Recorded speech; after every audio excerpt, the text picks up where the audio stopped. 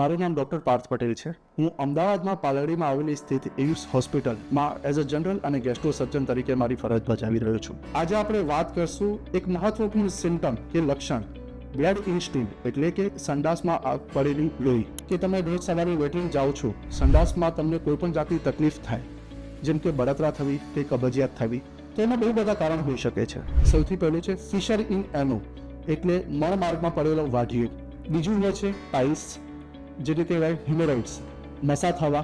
નસાના બહુ બધા પ્રકારના ગ્રેડ હોય છે, ગ્રેડ 1, 2, 3 અને 4, જેના મોટા ભાગે ગ્રેડ 2, ગ્રેડ 3 અને ગ્રેડ 4 એટલે મોટા નસા થઈ જવા, એના કારણે સંડાસમાં લોહી પડી શકતું હોય. જો તમને વારે ઘડીએ સંડાસ જવું પડતું હોય, પેટમાં દુખતું હોય અને સંડાસમાં લોહી પડે તો એને કહેવાય IBD, ઇન્ફ્લેમેટરી બાઉલ ડિઝીઝ, એટલે કે અલ્સરેટિવ કોલાઇટિસ, એટલે કે મળમાર્ગમાં અથવા મોટા આંતરડામાં પડી થવાથી એમાં ચાંદી પડી જવી. પછી સૌથી ચોથું અને મહત્વપૂર્ણ છે કેન્સરની ગાંઠ, એડુઓકાર્સિનોમા. કોઈ પણ ટાઈમે એવું લાગતું હોય કે ભાઈ થોડુંક સંડાસ કાળું આવે છે, અથવા દુખાવો થાય છે, અથવા અટકાવો થાય છે, તો આજે નજીકના ડૉક્ટરને સંપર્ક કરો અને બધી જાતની માહિતી મેળવો.